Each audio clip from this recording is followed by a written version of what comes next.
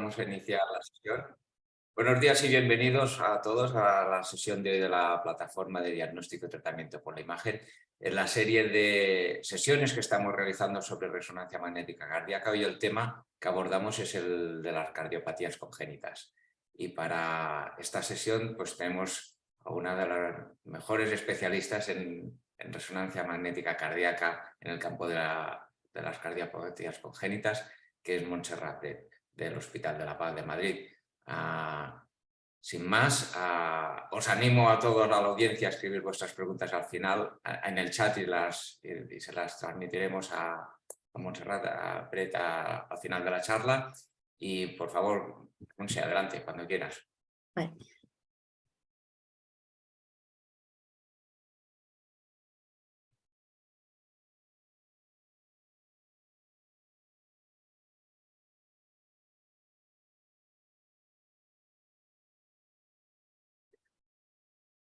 Voy a la presentación. Ya está. Sí, Se ve bien, ¿no? Vale, perfecto, muy Sí, bien. perfecto. Bueno, pues nada, en primer lugar quería agradecer a Víctor y a Salva, al doctor Pedraza, por haberme invitado a participar en esta charla, en este curso de avances en imagen cardíaca. Me parece súper interesante y es un trabajo muy importante el que estáis realizando. Me gustaría también hacer un inciso en que bueno, pues la cardiopatía congénita es una técnica, es un compendio de patologías bastante compleja y voy a intentar resumíroslo, voy a intentar hacerlo lo más agradable posible para que vosotros o la audiencia pueda llegar a entender qué es lo que estamos haciendo. Dani, ¿puedo minimizar? Aquí, espera, ahí estoy. Vale. Bueno, pues vamos a empezar. Como decía, la resonancia magnética es una técnica de imagen segura que no utiliza radiación ionizante, como todos sabéis, no es invasiva y es capaz de obtener muchísima información, no solo anatómica, sino también funcional en las cardiopatías congénitas de todas las edades y con una gran resolución temporoespacial. Las indicaciones más importantes de la resonancia cardíaca en congénitas serán aquellas en las que la ecocardiografía es insuficiente para determinar la anatomía cardiovascular y la función ventricular, tanto pre como postquirúrgicas, y con esto podemos evitar realizar técnicas diagnósticas más invasivas como la tomografía computarizada o el cateterismo, que tendrían radiación ionizante principalmente, ¿no? En congénitas tenemos unos grandes retos, que es lo que veníamos hablando durante esta primera parte de la presentación de la charla. Fijaros que el tiempo hasta ahora en nuestras máquinas es un factor limitante, porque las secuencias cardíacas de función y morfológicas suelen ser secuencias con respiración suspendida de entre 10-20 segundos y que los pacientes congénitos tienen muchas dificultades para la saturación de oxígeno, etcétera, y eso va a comportar una dificultad para mantener la apnea. Nuevas secuencias que van a disminuir este tiempo, como la respiración libre o como el sincronismo cardíaco o el tiempo real mejorados, van a poder ayudarnos a esta adquisición de las imágenes, ¿no? Otro problema importante en congénitas es la alteración del ritmo, que bien sea porque son cambios postquirúrgicos o por la propia patología del paciente tienen alteraciones de ritmo, tienen disincronía con mala detección del electrocardiograma, y que aunque usemos otras posibles técnicas para ayudarnos a hacer la adquisición, como el sincronismo prospectivo o como técnicas de real time, van a tener una posibilidad de perder la cuantificación real del volumen telediastólico y por tanto un error en el cálculo de la fracción de eyección. Y otro problema importante que encontramos en nuestros pacientes son los dispositivos metálicos. Tanto los cerclajes externales como los stents van a tener una serie de artefactos ferromagnéticos que va a depender de la cantidad de material metálico que lleven en su composición, y esto va a producir artefactos de imagen empeorando la calidad de la información. No podemos olvidarnos, por lo tanto, del uso de la toxicidad inherente al contraste de gadolinio o el procedimiento anestésico, que van a complicar todavía más las exploraciones en estos pacientes. Fijaros que a lo largo de los años, con tanta técnica y con tanta multimodalidad, se ha tendido a realizar una serie de guías y protocolos para intentar mejorar qué técnica es la ideal para cada paciente y en cada momento. En el 2013 salieron las primeras guías para pacientes con congénita y pediátricos y que han ido en la misma línea a lo largo de los años respecto a los pacientes adultos. La última guía que he encontrado es esta de pacientes pediátricos y cardiopatías congénitas, que están todas las sociedades europeas, americanas de imagen, de ecocardio, etcétera, para poder hacer una unificación de todos estos criterios, puesto que va a esto indicar qué técnica es la que tenemos que utilizar si queremos estudiar una u otra patología, con el fin de disminuir las dosis de radiación, disminuir los gastos, porque el principal reto va a seguir siendo determinar cuál es la técnica adecuada con cada paciente, con la mejor relación coste-efectividad y con cada situación clínica. Del mismo modo, la cardiopatía congénita tiene otro gran problema, que son el amplio rango de patologías en la que se ha intentado clasificar a lo largo de los años de diferentes maneras. Se inició al principio con una clasificación fisiológica, se pasó después a una clasificación anatómica, después a una anatomofisiológica. Y fijaros que hemos acabado utilizando el de la Sociedad Europea, que yo creo que es uno de los que mejor resume la agrupación de patologías por grandes compendios de grandes grupos que los van a unificar en el tipo shunt de comunicación derecha-izquierda, cardiopatías cianóticas, cardiopatías complejas, lesiones obstructivas derechas o izquierdas, una patología congénita de la válvula o patologías congénitas de las arterias coronarias, y un grupo de miscelánea en el que no hay donde encuadrarlas y que son cosas raras que no tienen nada en común con el resto de los grupos. Como decía en esta charla, voy a intentar hacer una división de lo que se hace habitualmente a lo largo de los años en cardiopatía congénita, y os voy a poner algunos focos, algunos inicios de lo que está viniendo, de la nueva tecnología que vamos a tener que empezar a escuchar y aprender para los próximos años. En cuanto a la técnica de estudio en resonancia cardíaca de congénita, pues la misma que en toda la cardiopatía cardíaca, la enfermedad cardíaca. Son secuencias morfológicas, sangre negra, sangre blanca, secuencias en modo cine para el estudio de función, secuencias de contraste de fase para el análisis de flujo en pulmonar y aorta, y angioresonancia. En cuanto a la angioresonancia, puede ser con contraste, que a lo que estamos habituados. Cada vez hay más técnicas de angioresonancia sin contraste, secuencias de coronario resonancia, y también vamos a tener que empezar a acostumbrarnos a los mapping, a los FortiFlow, al strain tisular, etc. Como siempre, la función sistólica del corazón la vamos a evaluar mediante el análisis con secuencias de eco de gradiente en modo cine. Hacemos un barrido de todo el ventrículo en eje corto y nos va a permitir adquirir imágenes reales con una alta resolución temporoespacial, y que nos permite calcular la fracción de eyección, los volúmenes telediastólicos, la masa miocárdica, etc. Quiero hacer un pequeño inciso en cuanto a la forma de cuantificar el ventrículo derecho, porque a lo largo de los años ha habido una especie de discusión de cómo había que calcularlo. Nosotros lo hacemos siempre en eje corto puro, porque a pesar de que podemos encontrarnos cardiopatías con unas morfologías muy alteradas, como la más frecuente del Fallot, que el aneurisma asociado al parche quirúrgico puede ser gigante y deformar muchísimo el ventrículo, patologías como la transposición de grandes vasos con cirugía de tipo Sering, o la enfermedad de Epstein, que puede deformar muchísimo la silueta cardíaca, va a ser difícil calcularlo mediante otras formas que no sea el eje corto. Y por supuesto, como no decir que el corazón univentricular va a ser una de las grandes indicaciones para calcular la función mediante resonancia magnética, porque la anatomía alterada y la geometría ventricular anormal va a limitar el uso de otras técnicas de estimación precisas de la masa, de la función, etc. Por lo tanto, la resonancia magnética va a permitir realizar unos cálculos exactos a pesar de las distintas anomalías ventriculares. Y no solo eso, sino que nos va a ayudar a definir cuándo vamos a tener que revalvular una tetralogía de Fallot, nos va a decir cuándo tenemos que hacer una alteración de la función en un paciente con Fontan y cuál va a ser el manejo de este paciente, y va a modificar ese manejo clínico del paciente.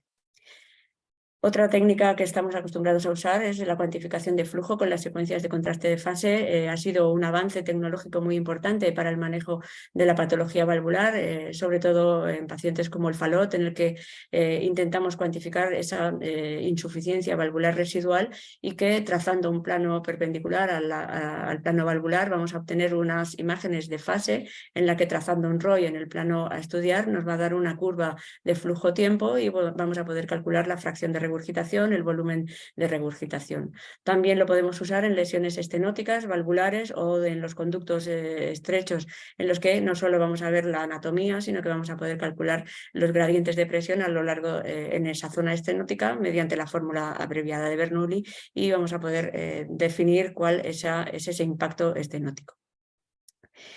También vamos a poderla usar para la cuantificación del QPQS en los pacientes que tengan shunts, bien sean intracardíacos o extracardíacos, en el que esa relación QPQS entre la aorta y la arteria pulmonar nos van a permitir cuantificar esa cantidad de paso de sangre, como en esta dehiscencia de Parche en una tetralogía de Fallot, o como en esta comunicación interauricular de seno venoso superior, en el que vemos esa alteración de comunicación entre ambas aurículas, o en esta dehiscencia de Parche en un Muster-Senning. Fijaros que la relación del flujo entre la arteria pulmonar está aumentado respecto al del flujo de la arteria aorta, y eso nos va a indicar si es un shunt significativo desde el punto de vista clínico. Otra técnica importante a tener en cuenta es la imagen de realce tardío. El realce tardío es una técnica que nos va a dar una cuantificación de la cantidad de fibrosis que tiene el ventrículo de un paciente con cardiopatía congénita. Se ha demostrado que la cantidad de realce está directamente relacionado con la edad, con la disminución de la fracción de eyección, con el aumento del volumen telediastólico, el aumento de la incidencia de arritmias, la posibilidad de tener síncope o muerte súbita, y por supuesto con la peor evolución del paciente. Y nosotros, como especialistas, debemos de conocer dónde vamos a encontrar fibrosis probable en pacientes operados de Fallot por la ventriculotomía a la hora de la reparación en la infancia o en la zona del parche. También vamos a tener fibrosis en el lado derecho de la reparación del cierre de CIV de los Fallot, y también vamos a tener un realce en la inserción del ventrículo derecho en el septo, en el receso anterior y posterior, en todas aquellas patologías que tengamos aumento de presión de cavidad derecha, como el Fallot o como en una transposición de grandes vasos, y que van a ser zonas fisiológicas, digamos, o normales de realce tardío. Fijaros que no siempre es así. Hay pacientes que tienen realce tardío, como en este caso, en el que tenía un infarto transmural en el septo y que no era conocido, y el paciente tenía pues disfunción ventricular, y esta era una de las posibles causas. En cuanto a las indicaciones específicas en cardiopatías congénitas, pues la más frecuente y la que nos vamos a encontrar tanto en niños como en adultos es la coartación de aorta. Todos hemos visto estenosis más o menos grandes, más o menos deformes, con dilatación postestenótica, de localización ductal, postductal, preductal, asociadas a alteraciones del arco aórtico, asociadas a alteraciones de los troncos supraórticos, y que también van a asociarse a circulación colateral más o menos importante si el paciente no ha estado operado. Fijaros que no solamente vamos a encontrar patología sin operar, patología virgen, sino que hay que conocer las posibles consecuencias de la corrección de esa coartación de aorta, con restenosis más o menos larga, restenosis que puede ser muy importante por la gran longitud de esa patología, deformidades en el arco. Según la técnica quirúrgica vamos a encontrarnos alteraciones en troncos supraórticos, porque hemos hecho una técnica de Waldhausen y hay una dilatación postcorrección, etcétera. Por lo tanto, tenemos que conocer técnica quirúrgica, tenemos que conocer posibilidades de hallazgos y poder tener lesiones asociadas. La lesión asociada más frecuente a la cardiopatía de coartación de aorta es la válvula bicúspide. La válvula bicúspide puede ser estenótica o no estenótica, pero lo más importante es conocer que puede asociarse a dilatación de la arteria aorta ascendente y, por lo tanto, estos pacientes van a necesitar la realización de controles evolutivos para determinar la importancia de esa alteración congénita. Si tenemos un paciente con aorta bicúspide y no le hemos hecho una aortografía, tendremos que hacérsela en busca de una posible coartación no conocida previamente. Y del mismo modo, si tenemos una válvula de aorta estenótica, debemos conocer su anatomía y el origen de las arterias coronarias, porque puede ir asociado a un complejo sindrómico que afecte al tracto de salida subvalvular, que afecte a la estenosis supravalvular o a lesiones propias del corazón por debajo, que tendrá que trabajar con presiones aumentadas. Del mismo modo, aquellos pacientes con aneurismas con patología previa en la que se ha encontrado en uno de los controles, tendremos que realizar control evolutivo de ese aneurisma, de esa lesión concreta que hemos encontrado, para ver que no cambie, que no se complique, y lo mismo ocurrirá cuando hacemos bypass bien anatómico o extra anatómico para paliar la estenosis congénita de ese arco, de esa coartación severa, y controlar también ese aneurisma, esa dilatación fusiforme importante que suele acompañar en la aorta ascendente. La segunda patología más frecuente en cardiopatía congénita es el Fallot y, como no, pues vamos a tener que hablar de él. Lo más frecuente es encontrarnos pacientes operados, pero tenemos que saberlos ver en pacientes vírgenes, en pacientes que no están operados previamente. En estos niños, en estos pacientes, tendremos que hacer un estudio para descartar anomalías coronarias si se sospechan en ecocardio, y estas anomalías coronarias van a poder determinar el acto quirúrgico si tenemos anomalías que crucen por delante del tracto de salida ventricular derecho, y eso impedirá una adecuada corrección de la tetralogía de Fallot. Por lo tanto, una vez corregida esa tetralogía de Fallot, descartada la anomalía coronaria, podemos encontrarnos la lesión más frecuente, que será la insuficiencia valvular pulmonar secundaria a la ampliación del tracto de salida. Esa insuficiencia mantenida a lo largo de los años condiciona una dilatación más o menos severa del ventrículo derecho, que va a condicionar una alteración funcional del mismo, que puede asociarse a ese aneurisma del parche de ampliación del tracto de salida, y que también podemos pensar que va a tener otro tipo de patologías asociadas que tenemos que controlar evolutivamente, como la insuficiencia tricuspidia o posibles estenosis valvulares o lesiones valvulares asociadas. También tenemos que pensar que el Fallot está asociado a otras patologías en las arterias pulmonares, bien sean estenóticas, bien sean dilataciones aneurismáticas en aquellos pacientes Fallot-like, como en este paciente que tenía una agenesia valvular y se acompaña de aneurismas gigantes, o, como no, patología de la aorta ascendente, como un arco aórtico derecho, que es relativamente frecuente. Perdón. Una vez realizado el control, pues hemos dicho que teníamos que controlar esas correcciones posquirúrgicas, y la corrección quirúrgica más habitual en un paciente que ya tenga una insuficiencia valvular severa con disfunción ventricular es la revalvulación. La revalvulación pulmonar la podemos hacer de forma quirúrgica con implantación de una prótesis biológica. Vemos un anillo metálico que nos dará más o menos artefacto, y una prótesis biológica encastrada que vamos a poder determinar perfectamente con resonancia magnética y hacer un control evolutivo. Esto es lo habitual, encontrarnos en la prótesis, pero pensar que puede tener más lesiones asociadas. Esto es un vacío de señal por un stent en la arteria pulmonar derecha, y otras veces esta prótesis valvular se realiza con cateterismo, y tenemos que meterlo con un stent encastrado, tanto si es Melody, si es Pulsed, da igual, van todas con prótesis con stent, y van a dar más o menos artefacto, que va a dificultar la valoración y el seguimiento de estas prótesis. Y la tercera patología frecuente a tener en cuenta sería la transposición de grandes vasos.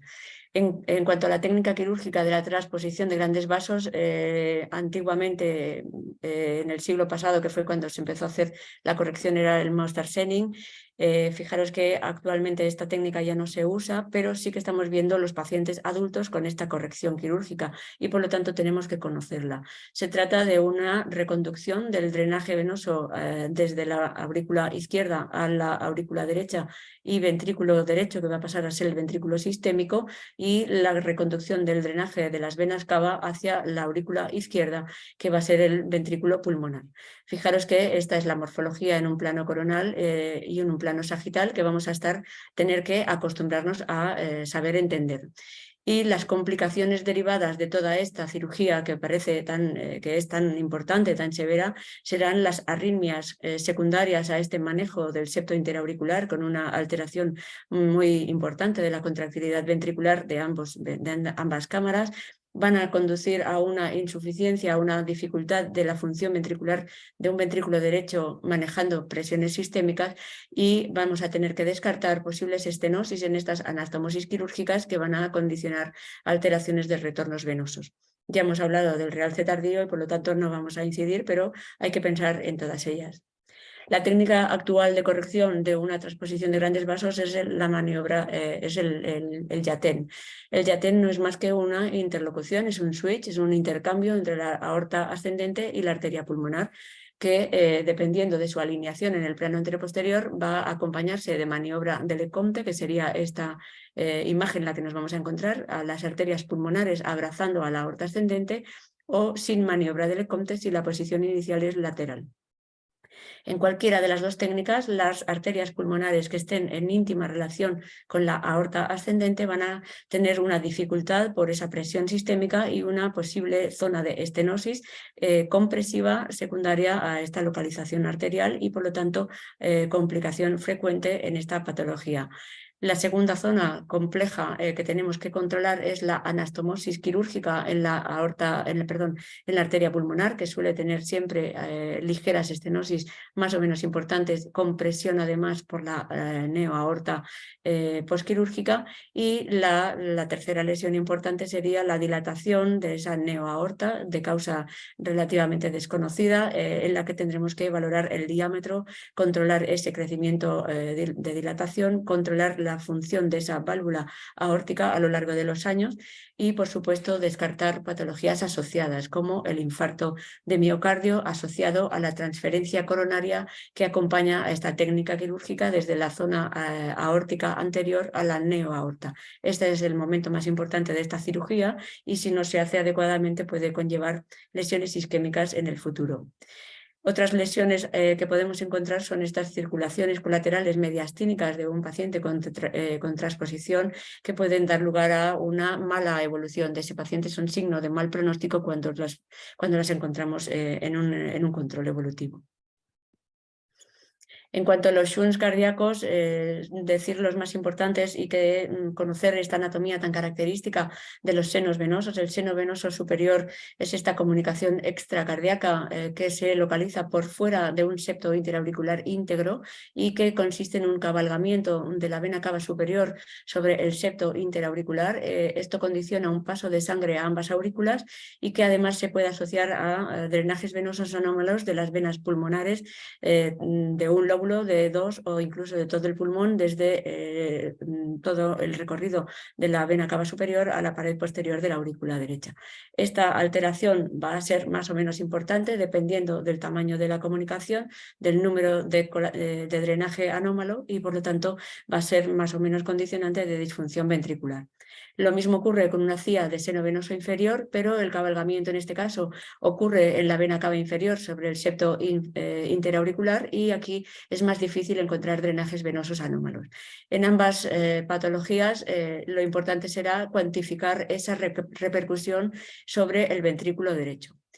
Lo mismo nos ocurre con los drenajes venosos pulmonares anómalos parciales. El más conocido es la cimitarra. Dependiendo del número de venas que vayan a ese drenaje anómalo, vamos a tener una mayor o menor repercusión sobre la función ventricular y sobre esa función cardíaca. Y, por lo tanto, vamos a tener que hacer un cálculo de esa repercusión del drenaje mediante técnicas de contraste de fase y ver ese QPQS para saber cuándo debemos de operar ese drenaje anómalo. anómalo. Otros drenajes no cimitarra de lóbulos o de segmentos indistintamente hacia el lado derecho, hacia el lado izquierdo de la vena cava, van a ser tenidos que controlar evolutivamente para ver repercusiones sobre la función ventricular. Además, hay que pensar que cuando tenemos un drenaje anómalo podemos tener más patología asociada. El más característico es la cimitarra, que suele acompañarse de un secuestro pulmonar, puede acompañarse de hipoplasia de arteria pulmonar y de ese lóbulo pulmonar con dextroposición de todo el corazón. Tenemos que pensar que la cimitarra o el drenaje anómalo no siempre va a la vena cava inferior suprahepática, sino que puede ir a la vena cava inferior intrahepática, dando lugar a patología hepática, como en este niño de 8 años que estaban siguiendo la consulta de hígado, de patología, o tenemos que pensar que puede ir a drenar tanto a la vena porta como a venas suprahepáticas y condicionar malformaciones o alteraciones vasculares intrahepáticas severas y condicionando una alteración funcional de esta víscera sistémica y por lo tanto ser más grave que de lo normal. En cuanto a la técnica quirúrgica, ya hemos visto lo más habitual, pero debemos de conocer que hay otras técnicas quirúrgicas. Las más conocidas serían las fístulas, las habituales, las de aumento de la circulación cuando tenemos arterias pequeñas y nos interesa aumentar ese tamaño de la arteria pulmonar mediante fístulas Blalock-Taussig, bien sean las convencionales o modificadas mediante imposición de tubos desde la arteria subclavia a las arterias pulmonares. Esta otra sería menos conocida, que es un Waterstone y que une la arteria aorta ascendente con la arteria pulmonar derecha, o una técnica de Potts que une la arteria aorta descendente con la arteria pulmonar izquierda, ambas en desuso porque condicionan hipertensión pulmonar secundaria, pero hay que conocerlas porque hay adultos con esta corrección quirúrgica que nos podemos encontrar a lo largo de nuestro trabajo diario. Otra técnica que consiste en disminuir ese flujo de arterias pulmonares para evitar que haya una hipertensión pulmonar antes de una corrección definitiva es esta técnica de banding, en la que se hace un cerclaje de esta arteria pulmonar principal y que, bueno, pues lo ideal es que funcione y que sea efectiva, pero otras veces puede complicarse, puede ser demasiado estenótica y disminuir todavía demasiado el flujo de las arterias pulmonares, cosas que debemos de conocer a la hora de hacer estos controles evolutivos. Y por último, la técnica quirúrgica de los pacientes más complejos, que son los corazones univentriculares, que sería la corrección del Glenn anastomosando la vena cava superior con la arteria pulmonar derecha, dando lugar a un Glenn bidireccional o un Glenn bilateral, porque tenemos cava superior derecha e izquierda bidireccional similar al otro. Y la última corrección en un corazón univentricular, que sería esta técnica de Fontan. La más utilizada actualmente es mediante un tubo extracardíaco, pero tenemos que saber que ha habido a lo largo de la historia diferentes formatos técnicos de realizar un Fontan que pasaban por la corrección entre la aurícula derecha y la arteria pulmonar. Por lo tanto, con esta última técnica se haría un cierre y una separación de la circulación pulmonar respecto de la circulación sistémica. En cuanto a las técnicas nuevas que tenemos que conocer, porque a lo mejor en el futuro, en breve y en pocos años vamos a tener que poder utilizar, la más conocida, la que está más en boga, es el FortiFlow. Fijaros, el FortiFlow que ahora está pasando a ser la técnica Princeps. Este es un artículo del 2009 en el que ya se hablaba de esta técnica. Son una técnica que dibuja unas líneas alineadas imaginarias creando campos de vectores locales representando un campo de flujo con un momento y un poder del vector dependiendo de la velocidad de esa codificación, y vamos a poderlo adquirir en 3 planos, es decir, en un volumen de 3D. Y esto nos va a ayudar a planear abordajes quirúrgicos, nos va a ayudar a detectar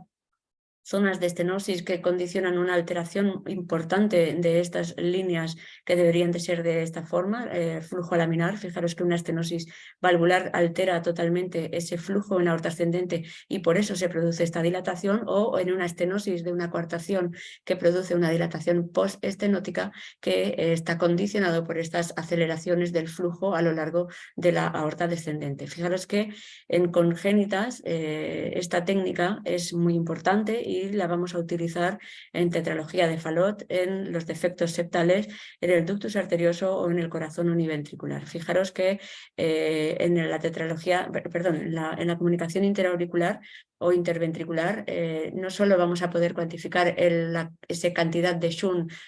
con el QPQS, sino que vamos a poder ver la dirección del flujo, vamos a poder medir cualquier flujo cardíaco incluido dentro de ese volumen de adquisición, vamos a poder hacer una evaluación cualitativa de la dirección del flujo y que esto nos va a permitir plantear mucho mejor cualquier terapia, cualquier colocación de un dispositivo, cualquier colocación de algún parche quirúrgico que necesitemos. Aunque no se usa en las secuencias de contraste de fase, se puede mejorar bastante el resultado, según algunos artículos indican la utilización de gadolinio para hacer esta técnica de FordiFlow. En la tetralogía de Fallot no solamente vamos a limitarnos a esa insuficiencia valvular, sino que podemos ver la repercusión en ambas ramas, en cada una de las ramas si hay asimetría o estenosis en alguna de ellas, y en el ventrículo propio de la tetralogía de Fallot operado vamos a ver esas diferencias en las líneas de flujo desde el ápex a la base, que son totalmente diferentes a las de un corazón normal, como en este trabajo que se presenta esta alteración del flujo intracardíaco. En el corazón univentricular ya he hablado de la cirugía del Fontan clásico. Fijaros que en el flujo de un Fontan clásico, este flujo no tiene una alineación laminar, tiene un flujo anterógrado-retrógrado, es un flujo caótico y el mapa de vectores detecta este desorden. Fijaros que son flechas que van en todos los sentidos y esto condiciona una entrada errática en las arterias pulmonares. Pues bien, cuando tenemos un conducto extracardíaco, este flujo es laminar, sigue unas líneas totalmente rectas y que van a estar más organizadas y uniformes y por lo tanto van a estar directamente influenciadas por el diámetro, por la morfología de ese conducto y van a alterarse cuando tengamos estenosis o cuando tengamos cambios de dirección y que, bueno, esto va a dificultar ese paso de la sangre. La segunda técnica que está también en moda, de moda y con mucho potencial es el strain tisular. El strain tisular es una técnica que nos va a ayudar a valorar la deformación miocárdica mediante el strain circunferencial y longitudinal y se representa mediante valores numéricos negativos porque lo que cuantifica es ese acortamiento de fibras miocárdicas desde la diástole hacia la sístole. Esta técnica se ha utilizado para evaluar la función diastólica. Nosotros en nuestro centro hemos valorado en varios trabajos la afectación de la tetralogía de Fallot y va a medir directamente, sin inferencias geométricas, sobre una adquisición de una buena función ventricular normal. También en el corazón univentricular se ha visto que es un muy buen indicador de disfunción ventricular precoz y que nosotros en este trabajo también hemos hecho un trabajo en el que hemos detectado que hay una disminución y un deterioro progresivo de la función ventricular a lo largo de 2 años o a lo largo de los años con estos pacientes. Y estos son casos nuestros en el que, fijaros, este es un corazón univentricular con una fracción de eyección normal, con un strain normal, con sus curvas normales negativas y que este es un corazón patológico con un strain circunferencial normal y longitudinal patológico en el que tenía una cámara rudimentaria inutilizada con trombo en su interior y que esta cámara es totalmente rígida e impide el adecuado acortamiento de las fibras miocárdicas del corazón univentricular funcional. En cuanto al análisis tisular, ya hemos hablado del realce tardío, que tiene mucha importancia a la hora de la valoración de la cardiopatía congénita, porque la fibrosis contribuye al deterioro progresivo de la función ventricular. Pues bien, del mismo modo que este realce tardío ve esta fibrosis, el mapping tisular va a detectar el aumento de colágeno, el edema o las proteínas depositadas en las fibras miocárdicas y van a prolongar ese T1 nativo. Es decir que con las técnicas de mapping vamos a poder detectar aquellos pacientes que tengan mayor riesgo de realizar un fallo cardíaco o vamos a poder monitorizar esa progresión de la enfermedad a lo largo de los años y a controlar ese tratamiento que le podemos aplicar al paciente para evitar esa disfunción que estamos prediciendo.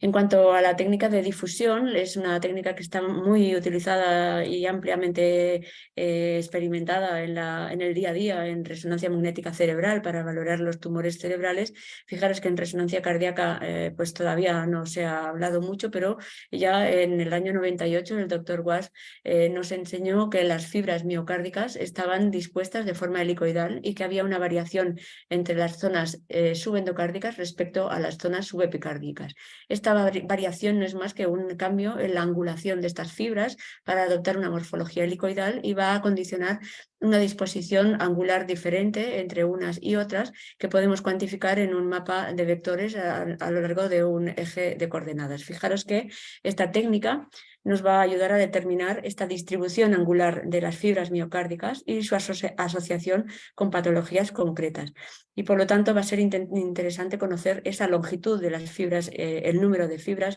el corte de esas fibras miocárdicas, la disposición desde el epicardio al endocardio, y vamos a buscar un estudio cuantitativo de estos cambios específicos por capas y en regiones dependiendo de la edad o de la enfermedad concreta del paciente. No nos vamos a conformar con eso, sino que vamos a intentar hacer inferencias sobre las diferencias de esta microestructura en los diferentes tipos de cardiopatía congénita. Por lo tanto, estas alteraciones podrían explicar que alteraciones anatómicas como una diferencia entre ventrículo único de morfología derecha o izquierda vayan peor que otro, uno que otro, sería justificable por estas alteraciones morfológicas anatómicas concretas de cada paciente. Fijaros lo que hay descrito en este trabajo, que es muy interesante porque estos son situs solitus, un corazón normal, la diferencia de angulación de las fibras endocárdicas sobre las epicárdicas y las diferencias de esta angulación respecto a un situs inverso. No tiene otro tipo de patología, simplemente la alteración del looping derecho-izquierdo o la posición derecha-izquierda del corazón tiene un cambio en la dirección de estas fibras. En cuanto a la secuencia de espectroscopía, esto es una técnica muy importante en la que también se ha trabajado mucho en imagen de neurología y es una técnica única que es no invasiva y se utiliza para ver el metabolismo cardíaco in vivo. Esta técnica va a utilizar señales de los núcleos de fósforo 31, de hidrógeno 1, de sodio 23, de carbono 13, y esto nos va a proporcionar una información muy comprensiva del metabolismo, de la bioquímica del músculo cardíaco a lo largo de esa contracción de sístole y diástole. Ya en el año 96 se publicó este trabajo sobre la espectroscopía en cardiopatía congénita. Fijaros que hay una alteración en la relación entre la fosfocreatina y la cantidad de ATP de las fibras miocárdicas y que en los pacientes con cardiopatía congénita de tipo Senning y en aquellos pacientes con fallo cardíaco esta correlación estaba disminuida y también estaba disminuida en otros pacientes en los que hemos visto posteriormente alterados con patologías, aunque no sean congénitas, como podrían ser las cardiopatías secundarias a infección vírica o en aquellos pacientes que tengan una disfunción y un fallo cardíaco, en los que también hay una alteración de esta relación energética. La técnica de resonancia cardíaca fetal, esta sí que es una técnica nueva, es una técnica que estaría indicada para valorar la anatomía cardíaca y vascular del corazón del feto, cuantificar el flujo sanguíneo fetal, cuantificar el hematocrito, la saturación de oxígeno en la sangre del feto, pero claro, esta técnica tiene muchas limitaciones. La principal limitación en una resonancia convencional pues es el pequeño tamaño que tiene el corazón de un feto, sobre todo dependiendo de qué edad gestacional estamos hablando. También la gran frecuencia cardíaca es una frecuencia cardíaca fetal muy elevada, por encima de 140-160 latidos por minuto, y es imposible de sincronizar este latido cardíaco fetal por técnicas convencionales. Y además a esto le tenemos que sumar los artefactos por movimientos respiratorios de la madre y de los movimientos fetales que son totalmente impredecibles. En cuanto a esta técnica, debemos de saber que los nuevos avances técnicos en los nuevos equipos que tienen técnicas novedosas para acelerar la imagen, para realizar reconstrucción de esa imagen obtenida con el sincronismo cardíaco y cómo obtener un sincronismo cardíaco de estos niños, nos va a ayudar a hacer una valoración y una adquisición dinámica del corazón con una sensibilidad tan importante como en este caso publicado en este artículo, que fijaros podemos ver este tumor dentro del ventrículo derecho de este corazón fetal, vamos a poder calcular la función ventricular de ese corazón fetal, igual que haríamos en un paciente adulto, y no solo eso, sino que vamos a poder hacer reconstrucciones volumétricas a partir de secuencias de sangre negra, como este single shot, en el que podemos ver una hipoplasia de arco, o hacer estudios de volumen con 4D Flow, igual que hacemos en un paciente adulto. No nos vamos a conformar con estas técnicas, sino que además vamos a poder cuantificar la saturación de oxígeno con el mapping T2, consecuencias de mapping T2 en el corazón fetal, y vamos a poder hacer una volumetría ventricular, como en este caso en el que estamos calculando ese volumen ventricular en una transposición de grandes vasos antes y después de ampliar una CIA restrictiva, y fijaros que hay una importante diferencia. Por lo tanto, esta resonancia fetal va a permitir valorar el impacto de esta cardiopatía congénita sobre el desarrollo del feto cuando una ecografía es limitada. Por lo tanto, esta técnica nos va a permitir hacer un adecuado manejo perinatal de este bebé cuando nazca. Y no quiero despedirme, no quiero acabar la charla sin hablar de los modelos 3D. Los modelos 3D en cardiopatías congénitas no son de ahora. Los modelos de 3D empezaron a valorarse, a evaluarse pues hace muchos años. En el 2007 se publicaba este artículo. Fijaros que con la imagen tridimensional conseguimos ver las diferencias que había en los tractos de salida de los pacientes operados de tetralogía de Fallot y que ha perdurado a lo largo de los años. Esta clasificación actualmente está totalmente está en uso, y fijaros que se empezó imprimiendo con modelos compactos sólidos los diferentes tipos de tracto de salida en cuanto tenían aneurismas, cuando eran estrechos, cuando eran fusiformes, cuando tenían morfología de reloj de arena. Bien, pues luego se ha ido ampliando, no nos hemos quedado en el tracto de salida, hemos hecho impresiones del corazón completo, hemos hecho impresiones con diferentes productos, productos rígidos, productos más elásticos, con mayor resistencia, productos con mayor opacidad, productos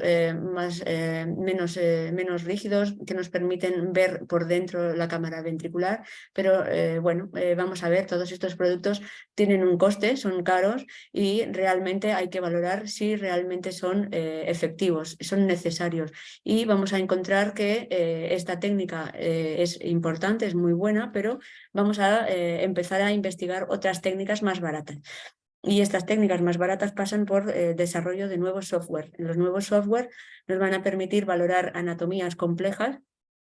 como en esta técnica de iluminación, en el que podemos ver pues desde una transposición de grandes vasos a un corazón univentricular con una coronaria anómala, o como en este paciente en el que vemos una cardiopatía muy compleja, corazón univentricular, doble cava, arterias pulmonares que nacen de troncos supraórticos de aorta transversa y drenaje venoso pulmonar anómalo total estrecho. Esto condiciona una alteración imposible de corregir y por lo tanto en este paciente se desestimó la cirugía. Fijaros que no nos vamos a quedar aquí, vamos a ir más allá, vamos a ver qué volumen tienen estos corazones y vamos a poder determinar si ese corazón de un donante es factible de colocarlo dentro de un corazón de un niño o de un paciente con menor tamaño. Vamos a poder cuantificar ese volumen para ver si un corazón artificial o un Berlin-Heart intratorácico es factible de colocar en un paciente. Y